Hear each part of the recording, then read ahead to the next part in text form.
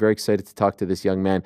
We spoke to him a few months ago after his very first MMA fight. He was successful, 1-0 now. He is a phenom when it comes to all things jiu-jitsu. He then competed at the very first CJI event. He was successful in that endeavor as well. He was supposed to compete in September. That didn't pan out, but he is returning to action on November 8th. That's next Friday in Bangkok, Thailand at 169 against Ahmed Mujtaba, his second MMA fight. He is someone that everyone is very excited about as he continues to make his transition from the world of jiu-jitsu to the world of mixed martial arts. We're talking to Kade Ruotolo, who is kind enough to join us right off the bat. There he is, our old pal. Hello, Kade. How are you? What's going on, boss? I'm doing great. How about yourself? I'm doing really well. Thank you. Thank you for joining us. By the way, are you familiar with the Tamagotchis? I know you're not big on the tech stuff, but maybe you can help me out. You're I'm young. literally over here on Google right now. I'm like, what is Tamagotchi?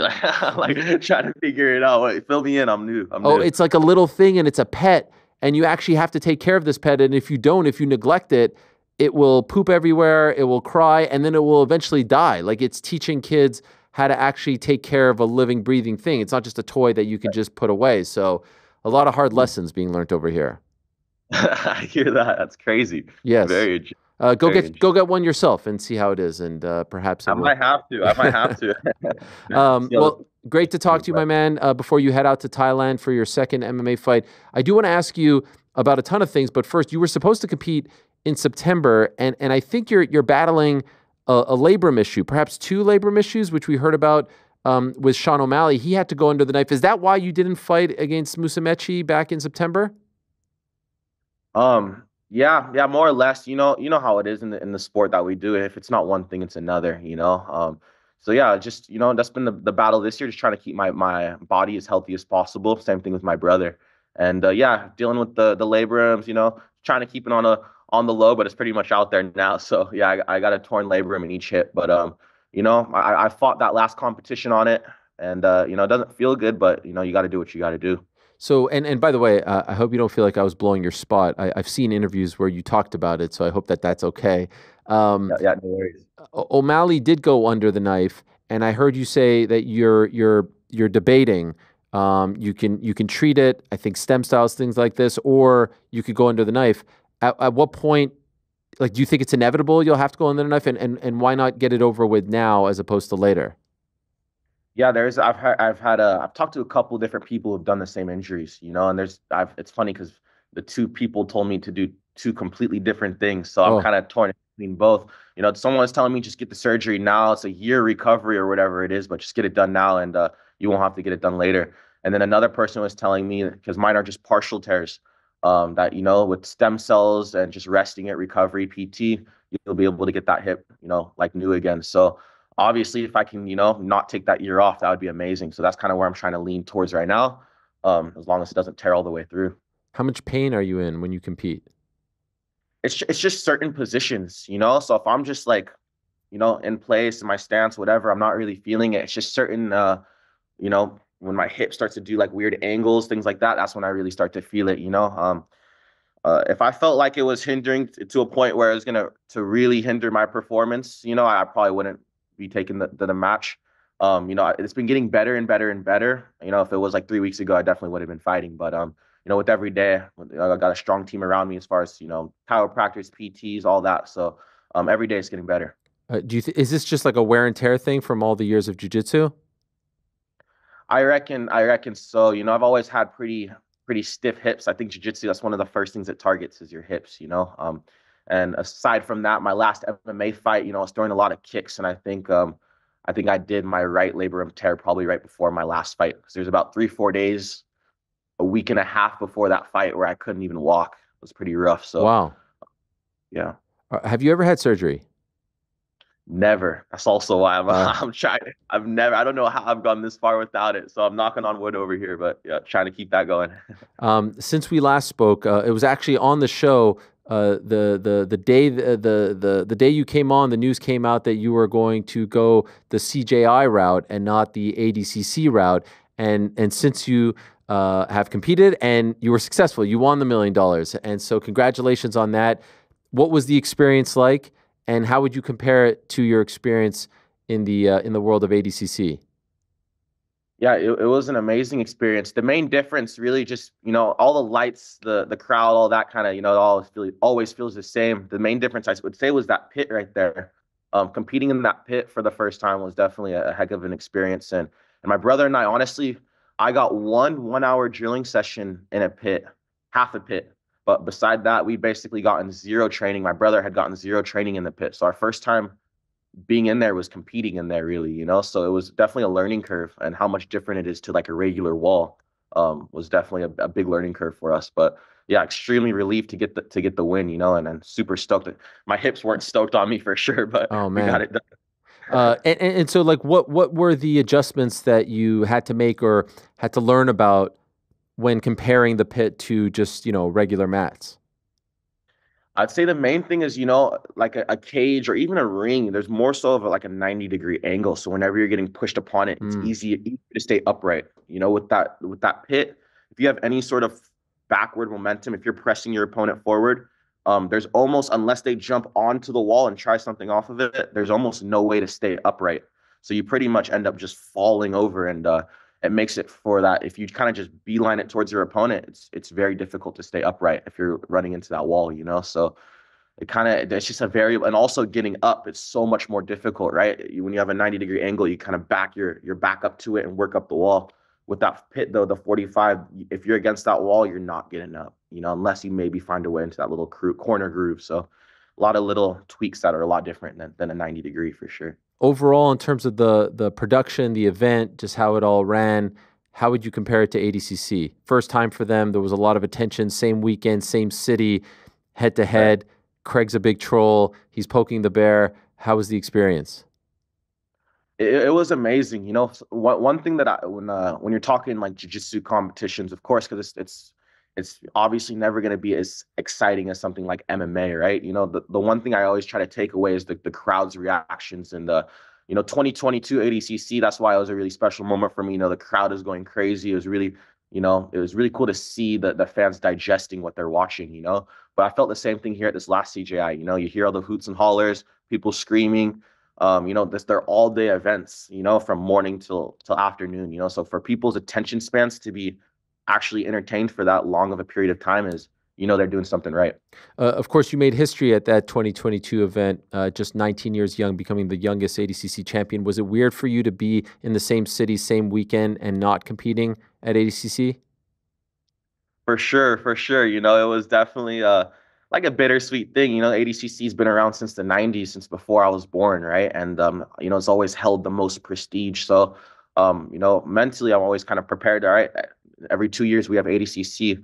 This time around, obviously the $1 million opportunity came up. It was nothing personal against ADCC. It was just, anyone in their right minds is gonna go after that million, right? So it's just what we had to do, and went sent it. He's talking about doing it again next year, perhaps. Are you interested? If you're healthy, are you interested in sticking with this and not jumping back over to the ADCC side of things? Yeah, honestly, yeah, if I had to be honest, I definitely would do it again. Like I said, nothing against ADCC, but anytime you follow the money, I feel like it grows a sport in the long run. You get competitors, you get guys that are like, okay, maybe I'm going to do $1 million division now, and it just brings more money, more attention into the sport, and it brings bigger players as far as like a platform. So I think in the long run, it's good for the sport, and obviously for the winner's bank account, it's even better, right? So the next one, if it comes around, if he's going to do it next year, I'll be there. If he's going to do it the year after, I'll be there as well. Did you feel like I'm sure you talked to some of the other competitors? Do they all feel the same? Do you feel like there's something to this? And you probably heard Mojassim, resigning. Craig says he was fired. Who knows? Do you think that was related to the success that they had back in August? Right, right. To be entirely honest with you, I haven't been super up to date with all the back and forths and everything. I know there is some dramas, this and that. Craig and Mo talking about MMA fight. Oh, we're gonna Yes. have an MMA fight. All this crazy stuff. So hey, I'll definitely be front row watching it. I think it'd be very entertaining. But uh, as far as the whole drama thing, I haven't really looked too far into it. I usually stay way out the mix as far as when it comes up to those type of things. I went to go message Mo the other day, and I could tell he's not very stoked on me because he wasn't following me anymore. So I'm like, Mo, no. Ah, man. But I'm sure it's it's pretty funny. But at the end of the day, I think people get kind of, the athletes have to look out for their best interest, and sometimes, people might get butthurt along the way, but it is what it is. We got to do what's best for our families, for our lives, and that's just the way it is. Yeah, and obviously, like, there's so much attention going on this feud, but I just think this is great for jiu-jitsu, right? I mean, the fact that people are talking about it, that there's a rivalry, it's probably great for the whole sport, regardless of which route you go. Do you agree? I couldn't agree more. ADCC, that's the thing, it's not going to go anywhere. It's been around since the 90s. It's one of the most prestigious grappling tournaments out there, if not the most. So as long as I really think the only other competitor is CJI, as far as, someone that could take the quality of athletes over. And the only reason why is because of the prize purse. I think every high level athlete's kind of, they look at that million like, okay, I need that, you know. How is your brother doing? We showed the photo there. He had the big brace on his knee. How is he feeling? Yeah, he's good. Every day he's feeling better. He just got some stem cells in his knee, so I think he's starting to turn a corner there. It was definitely a pretty rough injury. He tore like the majority of ligaments in his knee. I think one of the only ones he didn't tear was like his ACL, thankfully. But Wow. yeah, MCL, meniscus, whatever, PCL, all these different ligaments. So it was definitely a rough injury, and he's just been on the back burner, just recovering and just resting. Is there any, not that you should have, but I'm just curious, as his brother, I know you guys are so close and you seem to have such a great relationship. I'm just curious if there's any kind of guilt at all. You get to compete, you get to do your thing, you get to, advance your career, and he is still kind of stuck, nursing this. He'll get back in there relatively soon, but do you feel, as his bro, do you feel any type of guilt as you're going out there and competing in multiple events and he has to be on the sidelines? That's a thousand. That's why I said that, winning $1 million obviously is, financially the biggest purse I've ever won, and CGI one of the biggest tournaments I've ever won. But when it comes up to, the moments that like feel the best to me, when I reflect, it's not really CGI. It's more so like the Who's number one. When my brother and I, we first got the titles, it was our first big chunk of money. I think we both won like 30K. We got the titles on the same night. We both won. Like winning alongside my brother, those are the ones that are so much more memorable, that leave much more of like an impression on my mind compared to when I have a success single-handedly. Obviously it feels good, and it still reflects upon the family and things like that. But whenever you're winning alongside your brother, it feels so much better. So yeah, I kind of made sure this is going to be my last MMA fight for the rest of the year. I'm going to stay recovering with him, and then next year we'll both come in strong. Considering what happened in September, having to withdraw, and considering you're still battling, through these labrum issues, was there any part of you that thought, maybe let me take the rest of the year off and not even have this MMA fight? It definitely crossed through my mind a couple of times. I won't lie to you, but what also crossed through my mind was right after CJI, was like the weekend after, was that Mikey Musumeci match, right? And it felt like a train hit me. I was so blown out.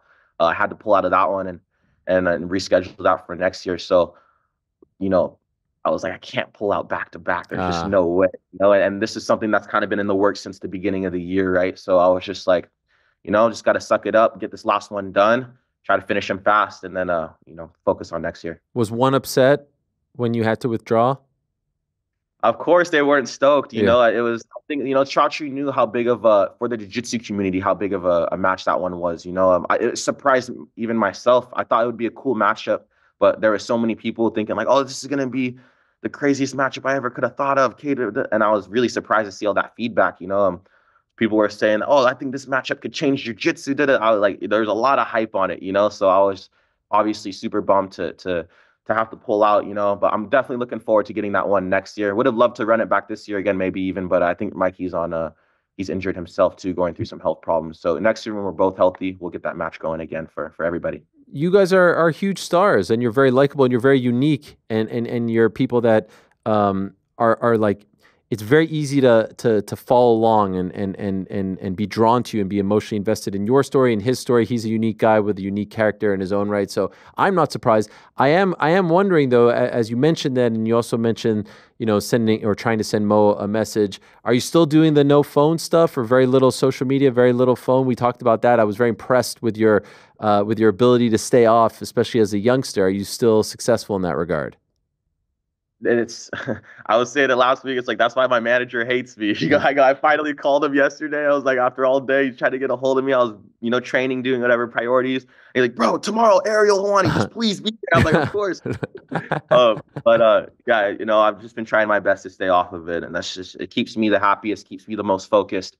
And yeah, that's the way. Like this past UFC card, I didn't even know Max and Ilya were fighting until like the day of. I forgot. I was like, oh my gosh, that's tonight. I'm Wow. just so slow to punch on everything, but it keeps me very present in life for sure. I love that.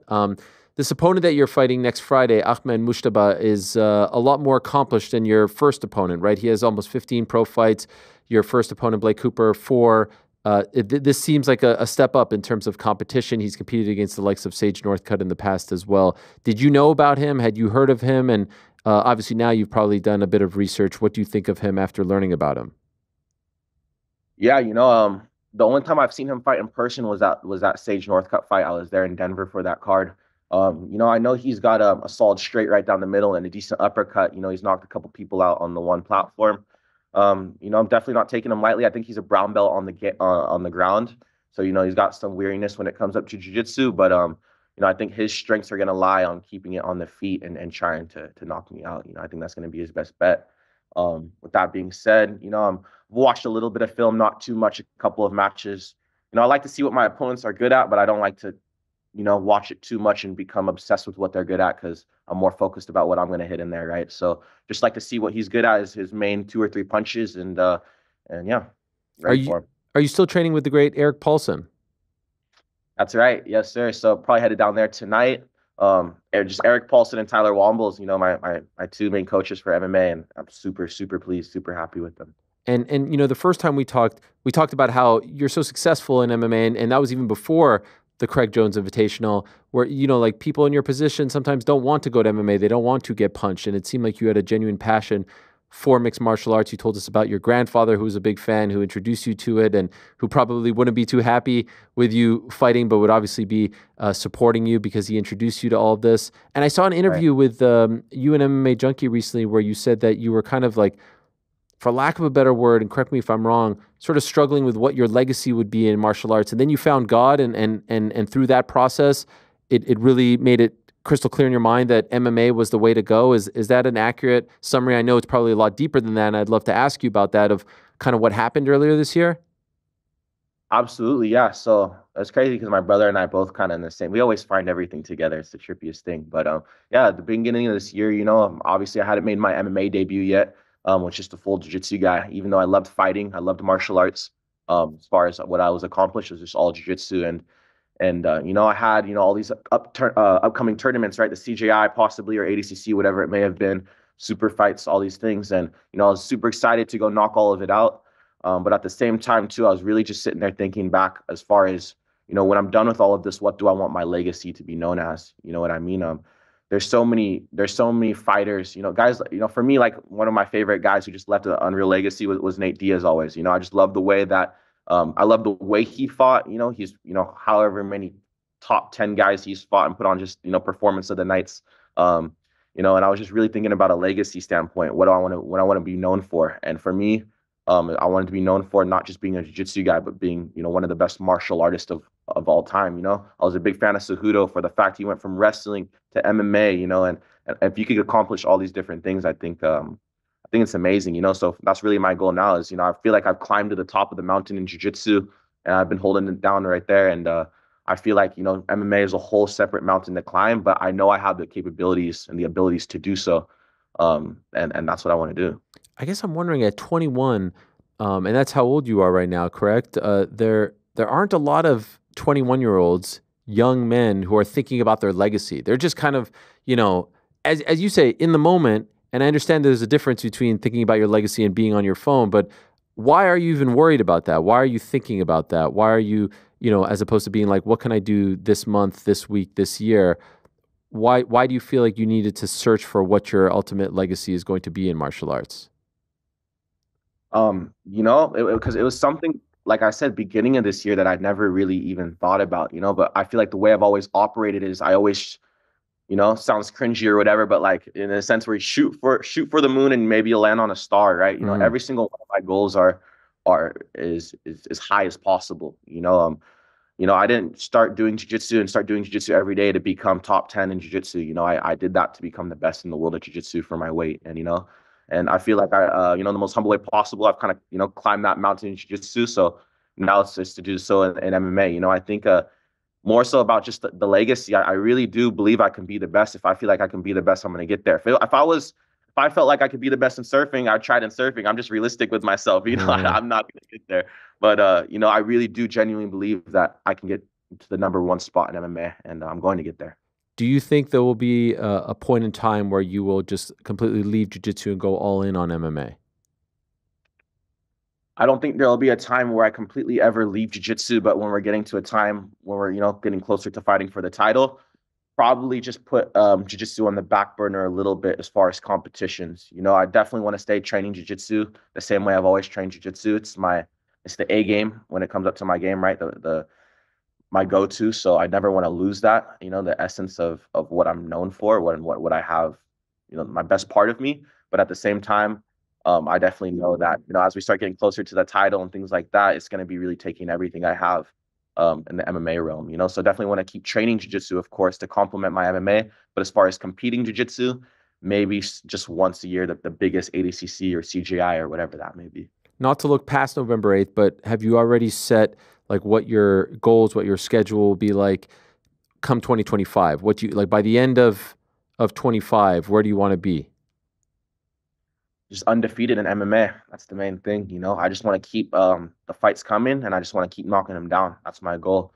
I've said it before in past interviews, in the most humble way possible. I'm very mentally strong, So if you were to, ask me, how do you think you do against the guy that has the belt now and whatever platform at my weight, I truly believe that I would finish him. It's just what I believe, It's all humbleness, aside. Yeah, It's just I love it. it's just what I honestly believe, So, my goal is just to keep knocking them down until we get there, really. So that's what next year is going to be all about. I love it. I freaking love it. I love the confidence. I love the self-belief. And just curious, I know some people may not like to talk about this, and if you're the same, all good. But when you say like you found God, you found religion, what does that mean? How do you incorporate that into your life now?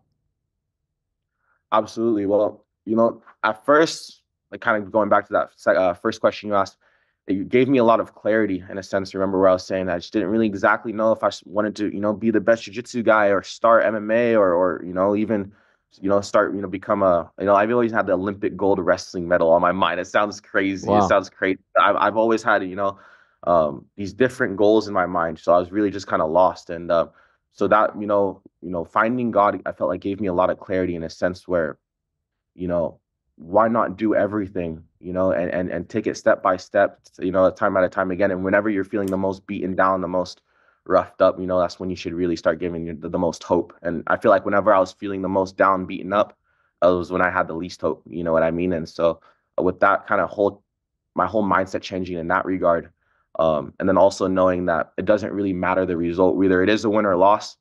At the end of the day, it doesn't really affect the things that actually matter in life. It's just a result.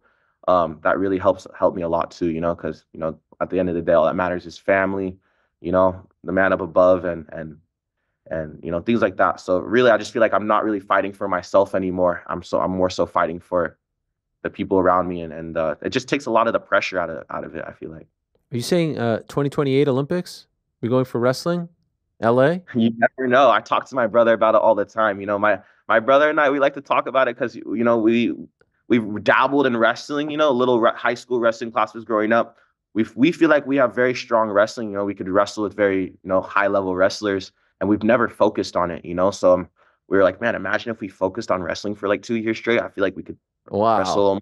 And it sounds crazy, I know, but we've had some solid wrestling scraps with some high level guys. And like I don't think I can, could wrestle that level anytime soon. But with a lot of time given to it and dedicated to it, I think anything in the martial arts world, I think we could really Yeah. honestly accomplish almost anything that we put our minds to. We're still so young; we have nothing but time.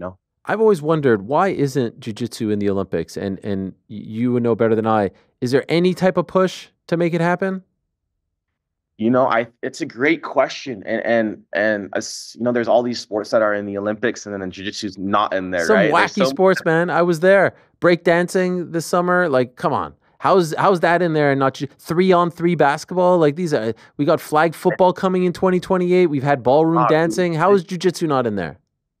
It's pretty crazy. We got gymnastics with balls, like they're doing gymnastics like bouncy Yeah, ball. I'm rhythmic. like, sport? I couldn't believe it. Yeah, it's crazy. Not to throw shame on the bouncy ball gymnast, but yeah, it's wild that it's not in the Olympics yet. And I think the main reason, there's gi jiu-jitsu, there's no gi jiu-jitsu, right? And there's rule sets within each side of that, gi and no gi, right? And it's different rule sets. So there's not just one. It's not like MMA where there's, for the most part, just one rule set and 3 or 5 rounds. You know what I mean? There's a lot of different variables. And so I think deciding which one would be run or would be ran in the Olympics is the hard part. Which one's the most exciting? Which one's the most digestible for viewers? And also, the judges. There's just so many different variables that I think that's the reason it hasn't quite made it. I think it's also our job to make it exciting, because it's easy for a jiu-jitsu match to be boring if two guys they're too worried about the win rather than making the match exciting. This last CJI, I think that's what made CJI kind of really blow up, and almost every match was exciting. My semifinal match with Andrew Tackett, people were trying to claim it was like, oh, probably the most exciting jiu-jitsu match ever, and I thought that was a super cool claim, because I remember I have a match that I view as the most exciting to me, and I'll forever respect those guys because of it, and so it's really cool to be a part of a match like that, and I think those are the matches we need for it to bring into the Olympics. There's all these comments, man, my brother hates jiu-jitsu and he was watching that match like this. Wow. If we more matches like that on the big leagues and on the big platforms, I think that's really what's gonna help push it into mainstream. By the way, your favorite or your most exciting match, the one you just referred to, what is it? Yeah, so it's a way older match than Nikki. You guys have to do some deep dive. It's probably it's all pixelated on YouTube, but it was Ricardo Vieira versus Robson Mora, and they're two legends, and it was in the gi, but it was just nonstop action and submission attempts, and just at the time the highest levels of jiu-jitsu just colliding. And I think what made that match special is both of them, aside from wanting the win, they wanted to finish each other. They really wanted to not just win, they really wanted to finish each other. And I don't even think that match ended up in a finish, if I remember correctly, but just the intent of, submission after submission and attack after attack. You just had nothing but respect for the guys, and those are the matches that I love to watch. And even those are the matches that I love to be a part of, What year is that? Is it like 80s or 90s? Extremely old. Yeah, it's probably in the 90s or early 2000s. Okay, all right. Don't tell me what happens. No spoilers. I'm going to look it up and enjoy it. Okay? I'm getting into it. By the way, are you familiar with Michael Venom Page? Of course. MVP, the man, known for his striking. I don't know if you know this. You probably don't because you're off, everything. He's competing in his first grappling match this weekend, this Saturday, against the legend Carlos Condit, which kind of came out of nowhere. A middleweight bout for Polaris 30 in England. He's on the show later today, and I'm just wondering, we could play this for him. Any advice, great guy to great guy, any advice to impart upon Michael Venom Page as he enters his first grappling match? First of all, props, because that's awesome for a striker of that level to hop into a jiu-jitsu match. I think is super, super dope. As far as what advice, man, he's fighting Carlos Condit. Obviously, I'm a huge fan of Carlos as well. That's a crazy jiu-jitsu match. I really don't even know how that's going to turn out. But if I had to give him one stick of advice, man, follow the wrist. A lot of wrist control. Everything in jiu-jitsu almost spirals from the hands, right? So if you could kind of track down the wrist, a lot of the time that negates 50% of their attacks and could also set up a lot of yours. So if I just had to give one little smidget of advice, track the wrist, follow the wrist. Okay, love that. And we're going to play it for him, so I'm sure he'll appreciate that. Last thing, your first MMA fight, RNC, what are you thinking this time? We're going to get that Ruotolo style, I believe. That's yours, right? That submission move. Are we going to see that? We'll rock with that. If that's what you guys want to see, then we'll rock with that. That would be sick. That's like your variation of the Darce choke. Is that fair to say? Yeah, very much so. It's different, but same but different. What's the difference? It's more so like an arm triangle, but on the side of the neck. So it's like the arm is in the same position that a Darce would be, but the grip would be as if I went arm triangle and then flip to the side of his body. So I'm now, instead of attacking like this way, the pressure's coming on the side of the neck, right? So Wow. it kind of this. Yeah, it's really I didn't even call it the Ruotolo teen at first. I forgot who first initially said that. I remember we are live and we're like, what do you call that? I'm like, I really don't know. What's the name for it? And was it you, Ward? It was either my manager or my brother. Someone goes, Ruotolo teen. And I'm like, all right, Ruotolo teen. And I was like, that sounds conceited. I don't even know why No, I I just said love it. that. I love it. What it is, yeah. All right, so we'll look out for that. November 8th in Bangkok. A pleasure, man. Really enjoyed talking to you. Wish you all the best. Congrats on the big win back in August for CJI, the $1 million, all that stuff. Well, it's actually, I think it's 1,010,001, right? Because you got 10,001 to Before show taxes. Before taxes. Right, exactly. Let's not get crazy. And good luck next Friday. We'll be watching. Wish you all the best. Thank you so much, Ariel. I appreciate having me on, and great catching up again. Yes, See sir. you guys soon. Yes, sir. There he is. The young man, Kade Ruotolo, the phenom, if you will, doing big things in the world of jiu-jitsu, but also now in the world of MMA. You can watch 169 next Friday, November 8th, from Bangkok, live on Amazon Prime Sport. Thanks for watching this video. Hey, before you go, do me a favor, hit that sub button, give us a thumbs up, hit the little bell thingy as well. Leave us a nice comment or two. We appreciate you all very much.